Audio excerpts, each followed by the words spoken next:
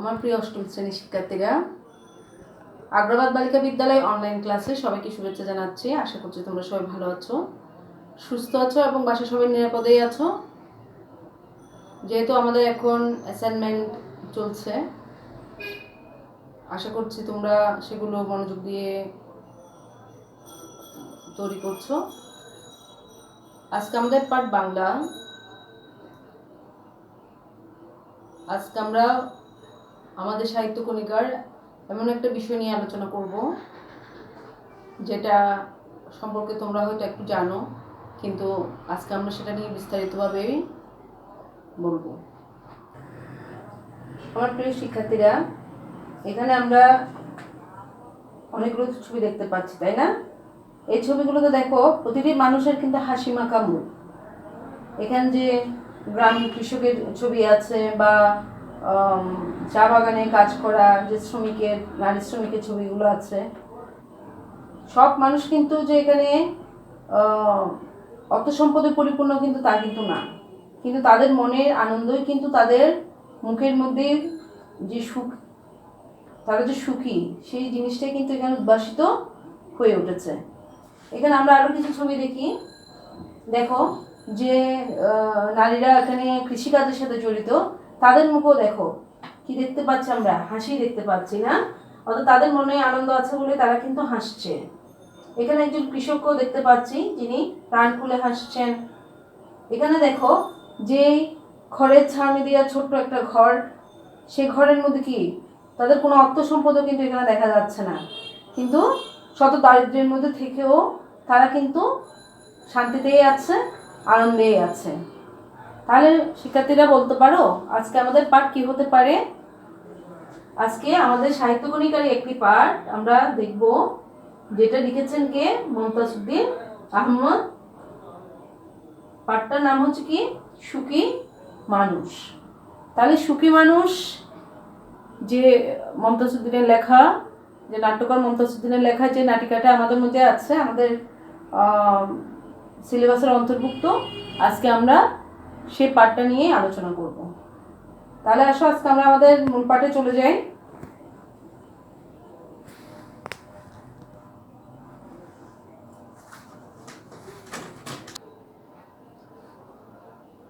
শিক্ষার্থীরা, আজকে সুখী মানুষ রচনাটা থেকে, অর্থাৎ এই নাটিকাটা থেকে আমরা আজকে যে বিষয়গুলো জানতে পারবো সেটা হচ্ছে আমাদের লেখক পরিচিতি, অর্থাৎ লেখক বা নাট্যকার মমতাজ উদ্দিন আহমেদ সম্পর্কে জানতে পারবো। নাটক রচনার কৌশল সম্পর্কে জানবো, অর্থাৎ নাটক কীভাবে রচিত হয়, নাটকে কী কী জিনিস থাকতে হয় সেই জিনিসটা আমরা জানবো। এছাড়া আরও জানবো প্রকৃত সুখী মানুষের স্বরূপ ও বৈশিষ্ট্য সম্পর্কে, এবং অত্যাচারী ও নীতিহীন মানুষের করুণ পরিণতি সম্পর্কেও ধারণা লাভ করতে পারব। এছাড়া আমরা এর মাধ্যমে আমরা অপরের প্রতি আমাদের শ্রদ্ধাবোধ ও ভালোবাসাও তৈরি হবে এই নাটিকাটা পাঠ করার পরে। অর্থাৎ আমরা ভালো মানুষের স্বরূপটা যেমন দেখতে পাবো, তেমনি অত্যাচারী এবং নীতিহীন মানুষের করুণ পরিণতিটাও কিন্তু আমরা এখানে দেখতে পাবো। অর্থাৎ এই সুখী মানুষ নাটিকাটার মধ্যে থেকে আমরা আমাদের মানুষের প্রতি ভালোবাসা, শ্রদ্ধা, সম্মানবোধ তৈরি হবে, এবং আমরা নিজেদেরকে যথার্থ মানুষ হিসেবেই গড়ে তুলতে পারব।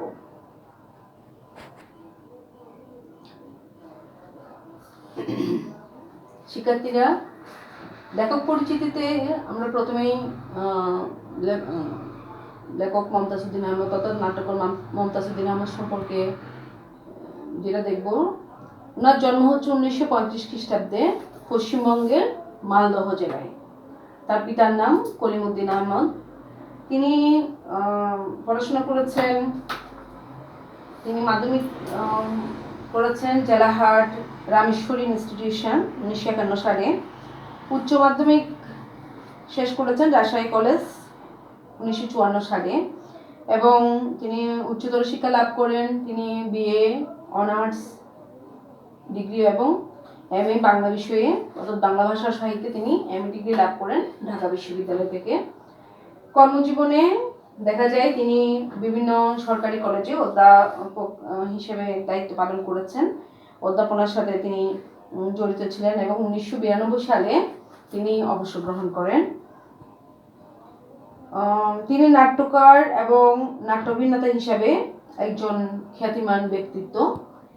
তার উল্লেখযোগ্য রচনাগুলো হচ্ছে নাটক স্বাধীনতা আমার স্বাধীনতা, সাতঘটের কানাকড়ি, রাজা অনুস্বরের পালা, এছাড়া আছে আমাদের শহর, হাস্যলাস্য ভাষ্য। এছাড়া তিনি প্রবন্ধ সাহিত্য রচনা করেছেন, বাংলাদেশের যেমন নাটকের ইতিবৃত্ত, বাংলাদেশের থিয়েটারের ইতিবৃত্ত। তিনি গল্প, উপন্যাস এবং অনেক ধরনের সাহিত্য রচনা করেছেন। সাহিত্য অবদানের জন্য তিনি শিশু একাডেমি পুরস্কার, বাংলা একাডেমি পুরস্কার, 21 পদক সহ বিভিন্ন সাহিত্য পুরস্কারে ভূষিত হয়েছেন।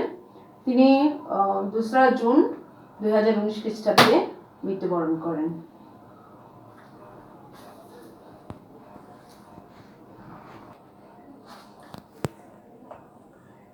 সুখী মানুষ যেহেতু একটা নাটিকা, সে কারণে আমরা এই সম্পর্কে একটু জেনে নিই আগে।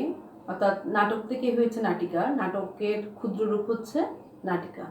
তাহলে নাটক তো আমরা দেখতে পাচ্ছি, তাই না? টিভিতে দেখি, রেডিওতে শুনি, আবার অনেক সময় আমরা মঞ্চে কিন্তু নাটক দেখি। তাহলে নাটক কি? নাটক হচ্ছে কি, অর্থাৎ বিশ্ব সাহিত্যে সবচাইতে প্রাচীন সাহিত্য হচ্ছে, প্রাচীন যে রূপটা সেটা হচ্ছে নাটক। যখন কোনো ছাপাখানা ছিল না, বই ছিল না, তখন মানুষ কিন্তু তাদের নিজেদের অভিব্যক্তিগুলো দর্শকদের সামনে উপস্থাপন করত। এটা হচ্ছে একটা প্রাচীন সাহিত্যের একটা রূপ নাটক। নাটক সাধারণত দুইভাবে হয়, একটা দৃশ্যকাব্য আর একটা শ্রব্যকাব্য। প্রাচীন আলঙ্কারিক যারা ব্যাকরণবিদ ছিলেন, যারা এগুলো নিয়ে গবেষণা করেছেন, তারা বলছেন কি নাটক দুই রকম, একটা হচ্ছে দৃশ্যকাব্য, একটা হচ্ছে শ্রব্যকাব্য। দৃশ্যকাব্য হচ্ছে যেটা আমরা দেখি, হ্যাঁ, দেখে উপভোগ করি, আনন্দ উপভোগ করি, সেটা হচ্ছে দৃশ্যকাব্য। আর শ্রব্যকাব্য হচ্ছে যেটা আমরা শুনি। এখন তো রেডিও তো নাটক হয়, সেটা তো আমরা দেখি না, সেটা শুনি, তাই না? তাহলে নাটকের রূপগুলো আছে এবং নাটক হয়, যেমন মনে করো ট্র্যাজেডি নাটক হয়, কমেডি নাটক হয়। তাহলে ট্র্যাজেডি কি? বিখ্যাত যিনি নাটকের এরিস্টটল, উনি বলছেন কি ট্র্যাজেডি হবে কি, যেটা রঙ্গমঞ্চ অর্থাৎ মঞ্চে হবে, নায়ক নায়িকাদের জীবনের যে, অর্থাৎ নায়িকাদের জীবন কাহিনী দৃশ্য পরম্পরাভাবে উপস্থাপন হবে, এবং যেখানে যে নাটকটা দর্শকদের মনের মধ্যে হৃদয়ে ভয় এবং করুণার উপশম ঘটিয়ে দর্শকদের মধ্যে একটা করুণ আনন্দরসের সৃষ্টি করবে, সেটাই হচ্ছে ট্র্যাজেডি নাটক। আর কমেডি হচ্ছে কি, যেটা মানুষের সাধারণ যে রূপ, যেটা দেখেই, অর্থাৎ এটাতে কোনো ব্যঙ্গ বা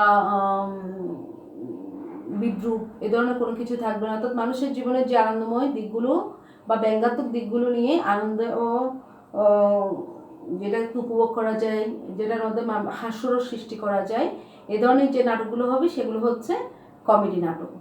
তাহলে নাটকের মধ্যে কী কী থাকতে হবে? একটা নাটক যখন রচিত হবে তখন নাটকের মধ্যে একটা থাকবে কি প্লট, হ্যাঁ, অর্থাৎ নাট্যকার যেটা চিন্তা করছেন একটা কাহিনী থাকবে। তারপর থাকবে কি চরিত্র, অর্থাৎ যারা অভিনয় করবে তাদেরকে থাকবে, চরিত্রের নায়ক নায়িকারা থাকবে, বা পার্শ্ব চরিত্র যারা আছে সেগুলো থাকবে। তারপরে সংলাপ থাকবে, অর্থাৎ তারা যে কথা বলছে সেগুলো। তারপর আছে কি লেখকের জীবন দর্শন আছে, আর মঞ্চায়ন থাকবে, অর্থাৎ যেটা মঞ্চস্থ হতে হবে, হ্যাঁ, সেই সবগুলোর সমন্বয়েই নাটক তৈরি হয়। অর্থাৎ যেটা রঙ্গমঞ্চে নায়ক নায়িকাদের মাধ্যমে, সংলাপের মাধ্যমে যে কাহিনীটা ধারাবাহিকভাবে এগিয়ে যায়, যেটার মধ্যে দিয়ে আমরা সমাজের কোনো না কোনো বাস্তব রূপ দেখি এবং যেটা দ্বারা আমাদের মধ্যে একটা চেতনাবোধ সৃষ্টি হয়, সেটাই মূলত হচ্ছে নাটক। তাহলে আমরা যে নাটক দেখি, এই নাটকের মধ্যে কিন্তু অনেকগুলো কি আছে, অঙ্ক আছে, হ্যাঁ। যেমন মনে করো নাটকটা শুরু হলো, প্রারম্ভ, তারপর নাটকটা ঘটনাটা সামনের দিকে যাচ্ছে, প্রবাহ, তারপর উৎকর্ষ অর্থাৎ ক্লাইম্যাক্স যেখানে তৈরি হবে, কী হবে না হবে এ ধরনের একটা জিনিস থাকবে। তারপর হচ্ছে গ্রন্থিমোচন, অর্থাৎ একটু উপসংহার, লাস্টের দিকে যাবে কী হবে, তারপরে উপসংহার অর্থাৎ নাটকটা যেখানে শেষ হবে। এভাবেই কিন্তু নাটকের অঙ্কগুলো তৈরি হয়।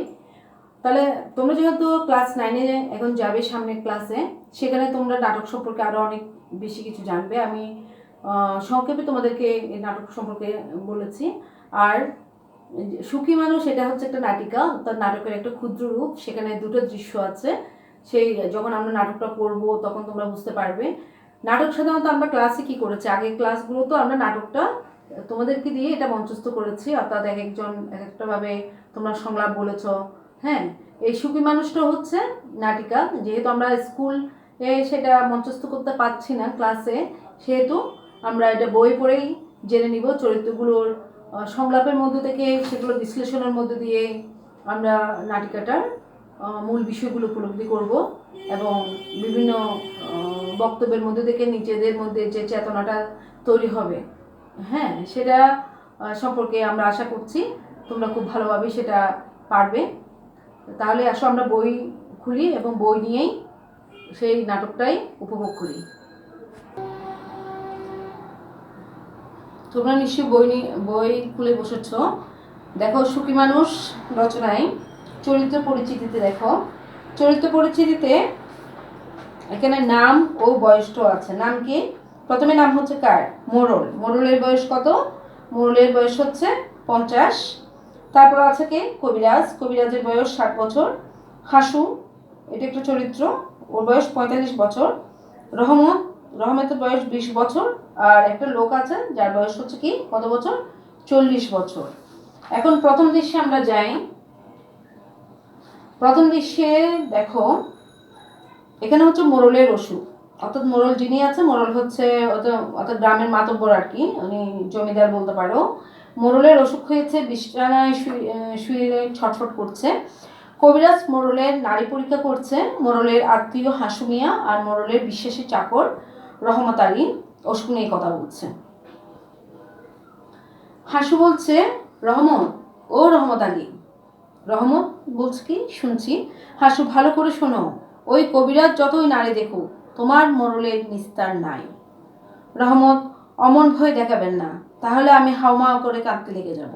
হাসু, কাঁদো, মন উজাড় করে কাঁদো, তোমার মোড়ল একটা কঠিন লোক, আমাদের সুবর্ণপুরের মানুষকে বড় জ্বালিয়েছে। এর গরু কেড়ে, ওর ধান লুট করে তোমার মোড়ল আজ ধনী, মানুষের কান্না দেখলে হাসে। রহমত, তাই বললে মোড়লের ব্যায়াম ভালো হবে না কেন? হাসু, হবেই না তো, মোড়ল যে অত্যাচারী, পাপী, মানুষের মধ্যে অশান্তি থাকলে ওষুধে কাজ হয় না, দেখে নিও মোড়ল মরবে। তাহলে এখানে কি বলছে? মনের মধ্যে অশান্তি থাকলে ওষুধে কাজ হয় না, অর্থাৎ কেউ যখন অসুস্থ থাকবে, অর্থাৎ মানসিকভাবে যদি অসুস্থ থাকে সে, তাহলে তাকে যতই পথ্য খাওয়ানো হোক, ওষুধ খাওয়ানো হোক না কেন, সে কিন্তু কখনো সুখে থাকবে না, অর্থাৎ এই ওষুধে কখনো কাজ হবে না তার। রহমত, আর আজে বাজে কথা বলবেন না, আপনি বাড়ি যান। কবিরাজ বলছে, এত কোলাহল করো না, আমি রোগীর নাড়ি পরীক্ষা করছি।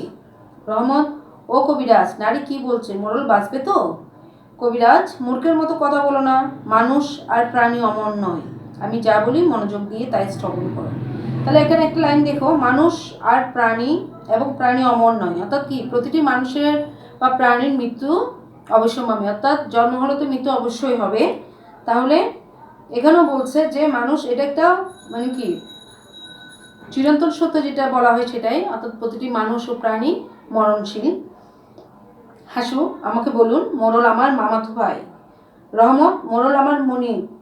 কবিরাজ, এই নিষ্ঠুর মোড়লকে যদি বাঁচাতে চাও তাহলে একটা কঠিন কর্ম করতে হবে। হাসু, বাঘের চোখ আনতে হবে? কবিরাজ, আরও কঠিন কাজ। রহমত, হিমালয়ের পাহাড় তুলে আনবো? কবিরাজ, পাহাড়, সমুদ্র, চন্দ্র, নক্ষত্র কিছুই আনতে হবে না। মোড়ল, আর সহ্য করতে পারছি না, জ্বলে গেল, হাড় ভেঙে গেল, আমাকে বাঁচাও। কবিরাজ, শান্ত হও। ও রহমত, মোড়লের মুখে শরবত ঢেলে দাও। রহমত মোড়লকে শরবত দিচ্ছে। হাসু বলছে, ওই মোড়ল জোর করে আমার মুরগি জবাই করে খেয়েছে, আমি আজ মুরগির দাম নিয়েই ছাড়ব। মোড়ল, ভাই হাসু, এদিকে এসো, আমি সব দিয়ে দেবো, আমাকে শান্তি এনে দাও। কবিরাজ বলছে, মোড়ল, তুমি কি আর কোনোদিন মিথ্যা কথা বলবে?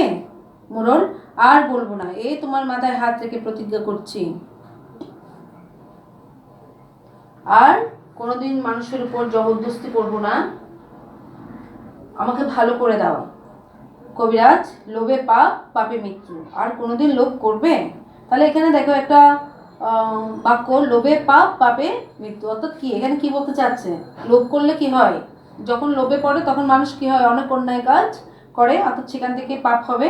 আর পাপ, অন্যায় যত বাড়তে থাকবে, সে পাপ বাড়তে বাড়তে কি হয়ে যাবে? তাকে মৃত্যুর দিকেই নিয়ে যাবে। না, লোভ করব না। মোড়ল বলছে, না লোভ করব না, অত্যাচার করব না, আমাকে শান্তি দাও, সুখ দাও। কবিরাজ, তাহলে মনেই সুখে শুয়ে থাকো, আমি ওষুধের কথা চিন্তা করি। মোড়ল, সুখ কোথায় পাবো? আমাকে সুখ এনে দাও। হাসু, অন্যের মনে দুঃখ দিলে কোনোদিন সুখ পাবে না। মোড়ল, আমার কত টাকা, কত বড় বাড়ি, আমার মনে দুঃখ কেন? কবিরাজ, চুপ করো, যত কোলাহল করবে তত দুঃখ বাড়বে। হাসু, এদিকে এসো, আমার কথা শ্রবণ করো। মোড়লের ব্যায়ামও ভালো হতে পারে যদি, রহমত, যদি কি? কবিরাজ, যদি আজ রাত্রির মধ্যে। হাসু, কি করতে হবে? কবিরাজ, যদি একটা ফতুয়া সংগ্রহ করতে পারো। রহমত, ফতুয়া? কবিরাজ, হ্যাঁ, জামা। এই জামা হবে একজন সুখী মানুষের। তার জামাটা মোড়লের গায়ে দিলে তৎক্ষণাৎ তার হাড় মর্মর রোগ ভালো হবে। তাহলে মোড়লের কি অসুখ হয়েছে? হাড় মর্মর রোগ।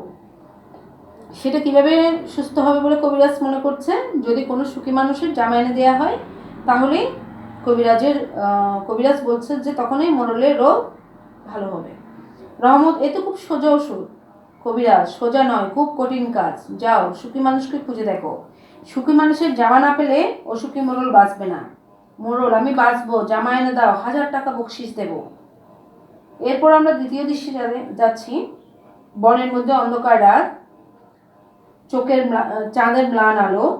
ছোট্ট একটা কুড়িঘরের সামনে হাসু মিয়া ও রহমত দাঁড়ায় হাত দিয়ে ভাবছে। রহমত, কি তাজ্জব কথা, 5 গ্রামে একজনের সুখী মানুষ পেলাম না। যাকেই ধরি সে বলে, না ভাই, আমি সুখী নই।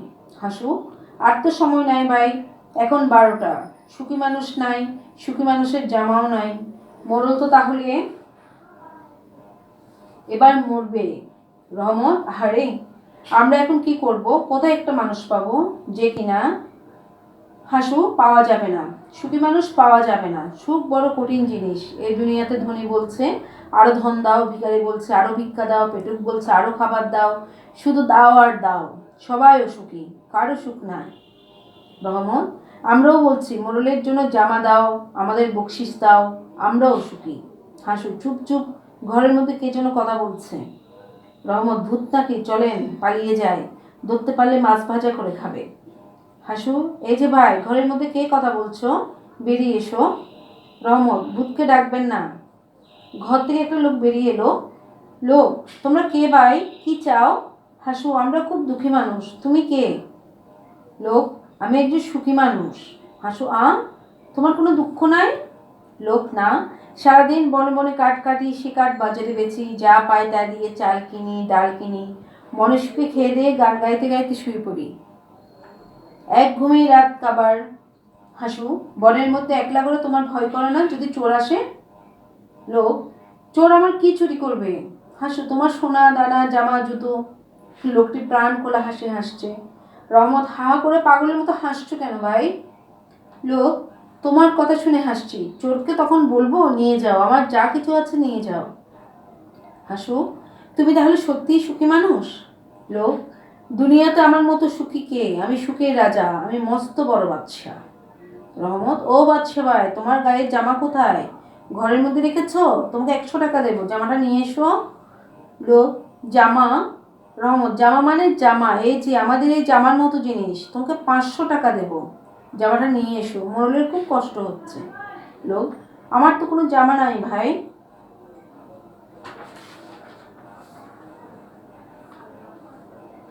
হাসু, মিছে কথা বলো না। লোক, মিছে বলবো কেন? আমার ঘরে কিচ্ছু নাই, সেই জন্যই তো আমি সুখী মানুষ। তাহলে দেখো, এই নাটিকাটাতে আমরা এখানে কাকে কাকে দেখতে পাচ্ছি? হাসুকে দেখলাম, রহমতকে দেখলাম, কবিরাজকে দেখলাম, মোড়লকে দেখলাম, সেই সুখী মানুষ লোকটাকেও দেখলাম। তাহলে অনেকগুলো চরিত্র কিন্তু আমরা একটা দেখতে পেয়েছি, তাই না? তাহলে এই যে চরিত্রগুলোর যে কথাগুলো, তার মধ্যে তোমরা বিশ্লেষণ করলে দেখতে পাবে যে সুখী মানুষ লোকটার কি নেই? মোড়লের কিন্তু অনেক ধন সম্পদ, কিন্তু মোড়ল কি করে? তার সে সম্পদ তার অভাব মোচন করতে পারে না। সেই অভাব কিন্তু কি মনের অভাব, তাই না? সে যত পায় তত চায়, কারো হাঁস চুরি করছে, কারো গরু চুরি করছে, কারো অর্থ সম্পদ চুরি করছে, তাই না? শুধু কেড়ে নেই, অন্যের কাছ থেকে কেড়ে নেই। তাহলে দেখো, যখন মানুষের মনের মধ্যে অভাব থাকবে, অর্থাৎ মানুষ যখন পর্যন্ত শুধু চাই চাই, আরও চাই আরও চাই, চাহিদা যতই থাকবে তত কিন্তু মানুষ কখনো মনের দিক থেকে সুখী হতে পারে না। কিন্তু যে লোকের কথা এখানে বলা হচ্ছে, সুখী মানুষের কথা, তার দেখো সে খুব সাধারণভাবে দিন কাটায়। সে বনে যায়, কাঠ কাটে, সে কাঠ বাজারে বিক্রি করে, সেটা দিয়ে তার প্রয়োজনীয় যেটা দরকার, অর্থাৎ চাল ডাল যেটা প্রয়োজন, যেটা একদম না হলে তার চলবে না, সে সামান্য জিনিস সে কিনে আনে এবং সেটা দিয়ে সেই সারাদিন পার করে। অর্থাৎ তার ঘরে কোনো অর্থ নেই, তার কোনো সম্পদ নেই, তার কোনো চোরের ভয় নেই, অর্থাৎ তার ঘরে সোনা দানা তো কিছু নেই, তাই না? তাহলে আমাদের মধ্যেও আমরা দেখব যে আমাদের মনের মধ্যে যতক্ষণ পর্যন্ত চাহিদা থাকবে, অর্থাৎ অন্যের জিনিসটা দেখে এটা আমার লাগবে, ওটা আমার লাগবে, এটা চাই ওটা চাই, তখন দেখবে যে আমাদের মনের অশান্তি কখনো দূর হবে না। অর্থাৎ সব সময় শুধু চাওয়ার একটা আকাঙ্ক্ষা আমাদের মধ্যে থাকবেই।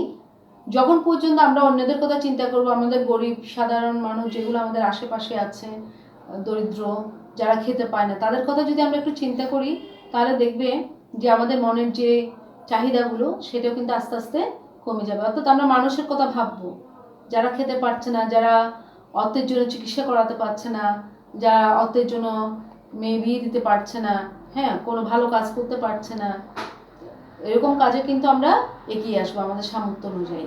তাহলে আমরা যদি মনের দিক থেকে কি থাকি, ভালো থাকি, দেখবে আমরাও এক একজন সুখী মানুষ হিসেবে নিজেকে প্রতিষ্ঠিত করতে পারবো, তাই না? তাহলে শব্দার্থগুলোতে আমরা একটু যাই। এখানে শব্দার্থগুলো আছে, তোমরা এখানে স্ক্রিনে তোমরা দেখতে পাচ্ছ শব্দার্থগুলো। যেমন এখানে আছে কবিরাজ। কবিরাজ কি? কবিরাজকে বলা হচ্ছে বৈদ্য, অর্থাৎ আয়ুর্বেদ শাস্ত্র মতে যিনি চিকিৎসা করেন তাকে বলা হচ্ছে কবিরাজ। তারপর আছে কি নারী পরীক্ষা। নারী পরীক্ষা হচ্ছে কি? কবজির নারীর অবস্থা থেকে রোগ নির্ণয় করা। তারপর আছে মূর্খ। মূর্খ শব্দের অর্থ হচ্ছে কি? নির্বোধ, বোকা, অজ্ঞ। তারপর আছে শ্রবণ। শ্রবণ শব্দের অর্থ হচ্ছে কি? কানে শোনা। জবরদস্তি অর্থ হচ্ছে কি? জোরাজুরি। ব্যায়াম শব্দের অর্থ হচ্ছে অসুখ, রোগ বা ব্যায়াম। তাজ্জব। তাজ্জব শব্দের অর্থ হচ্ছে কি? অদ্ভুত বা বিস্ময়কর।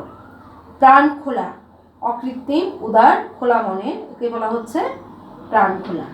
আর এই পাঠের উদ্দেশ্যটা হচ্ছে কি? এই নাটিকাটা পাঠ করে আমাদের শিক্ষার্থীরা উপলব্ধি করবে যে অন্যায় ও অনৈতিকভাবে উপার্জিত অর্থবিত্তই মানুষের অশান্তির মূল কারণ।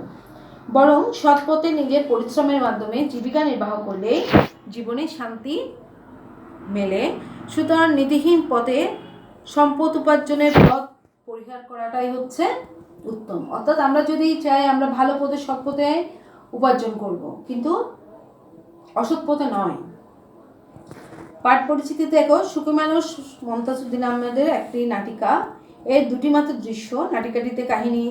নাটিকাটির কাহিনীতে আছে মানুষকে ঠকিয়ে, মানুষের মনে কষ্ট দিয়ে ধনী হওয়া এক মোড়লের জীবনে শান্তি নেই।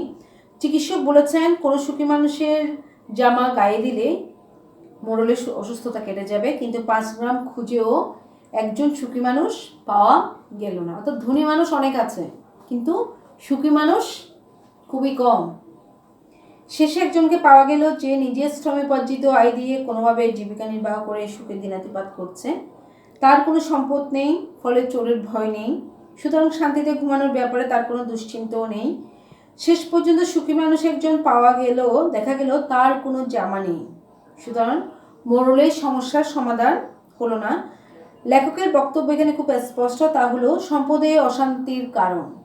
অর্থাৎ সম্পদ যত বেশি থাকবে অশান্তিও তত বেশি। সুখ একটা আপেক্ষিক ব্যাপার। একজনের অনেক সম্পদ থেকেও সুখ নেই, আবার আরেকজনের কিছু না থাকলেও সে সুখী থাকতে পারে।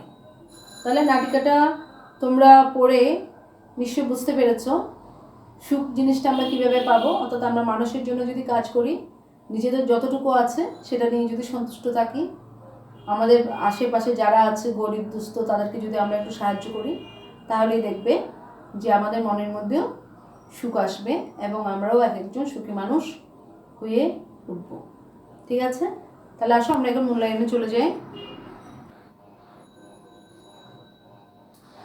শিক্ষার্থীরা, আমরা এখন মূল্যায়নে চলে আসছি। দেখো, প্রশ্নগুলো দেওয়া হয়েছে, মনের মধ্যে অশান্তি থাকলে ওষুধে কাজ হয় না, উক্তিটি কেন করা হয়েছে? তাহলে যেহেতু আমরা নাটিকাটা পড়েছি, সেখানে আছে মনের মধ্যে অশান্তি থাকলে ওষুধে কাজ হয় না। তাহলে বলো এটা কি হতে পারে? অর্থাৎ মানুষের মনের মধ্যে যখন কোনো অশান্তি থাকবে, অর্থাৎ সুখ থাকবে না, তখন যত ওষুধ খাওয়ানো হোক না কেন, সেই সব ওষুধে কিন্তু কখনো কাজ হবে না। তাহলে এই উক্তিটি তোমরা নিজেরাই বিশ্লেষণ করবে এবং নিজেদের মতো করেই দুই পেরায় সেটা লিখবে। সুখী মানুষটির প্রাণখোলা হাসির কারণ বুঝিয়ে দেবো। তো কেন হাসলো সুখী মানুষটা? নাটিকাটা তো তোমরা পড়েছো, আশা করছি তোমরা পারবে সেটা। যখন সুখী মানুষকে বলা হচ্ছে যে তার সে বলছে সে খুব সুখী, তার কোনো চিন্তা নেই, তখন ওরা বলছে যে তোমার ঘরে যে তোমার কি চোরের ভয় নেই? হাসু বলছে, তাই না, যে তোমার টাকা পয়সা সোনা দানা যদি চোরে নিয়ে যায়, তখন তখন ও কি করছে, ও প্রাণ খুলে হাসছে, হেসে বলছে যে না, তার কোনো কিছুই নেই, সে খুব অর্থাৎ সে সারাদিন কাঠ কেটে বাজারে বিক্রি করে যে অতটা পায় সেটা দিয়ে শুধু চাল ডাল কিনে, তার কোনো বাড়তি কোনো ঘরে কোনো সম্পদই নেই, এমনকি তার গায়ে কোনো জামাও নেই। অর্থাৎ সে হচ্ছে প্রকৃত অর্থে সুখী, সেই জন্য সে কী করছে, প্রাণখোলা হাসলো। সেইটা তোমরা নিজেরাই বিশ্লেষণ করে দিবে।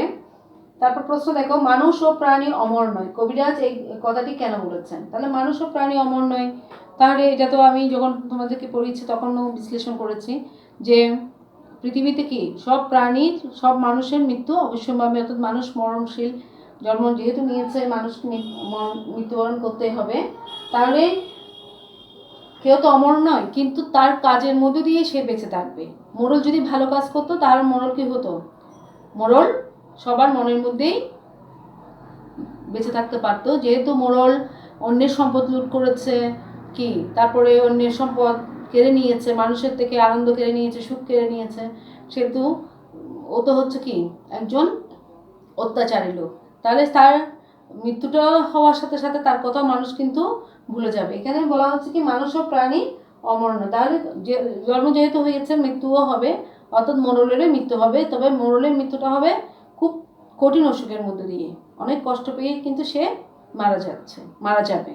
সেটা কিন্তু কবিরাজ এখানে বলেছেন এবং সেটা তোমরা তোমাদের মতো করে বিশ্লেষণ করবে।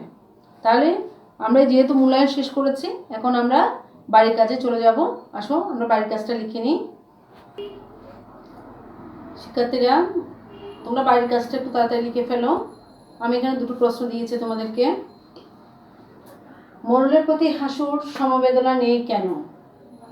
1 নম্বর প্রশ্ন। 2 নম্বর প্রশ্ন, সুখকে কঠিন জিনিস বলা হয়েছে কেন? তাহলে দুটো প্রশ্নের উত্তর তোমরা খাতায় লিখে নিবে। যেহেতু আমরা নাটিকাটা পড়েছি, বিশ্লেষণ করেছি, আশা করছি তোমরা আজকের পাঠটা ভালোভাবে বুঝতে পেরেছো। তাহলে বাসায় একটু পড়াশোনা করো, যেটা বুঝবে না সেটা কমেন্টসে তোমরা লিখে দিও। এছাড়া এখন দেখো, এখন আমাদের করোনাকালীন সময়ে সবাইকে সতর্ক থাকতে হবে, নিরাপদে থাকতে হবে, সামাজিক দূরত্ব বজায় রাখতে হবে। তোমরা যেহেতু বাসায় আছো, বাসায় যেগুলো অর্থাৎ করোনাকালীন সময়ে যেসব জিনিসগুলো মানতে হবে সেটা অবশ্যই মানবে। তাহলে তোমরা সবাই সুস্থ থাকো, নিরাপদে থাকো। সবাইকে ধন্যবাদ জানিয়ে আজকের ক্লাস আমি এখানে শেষ করছি। সবাইকে ধন্যবাদ।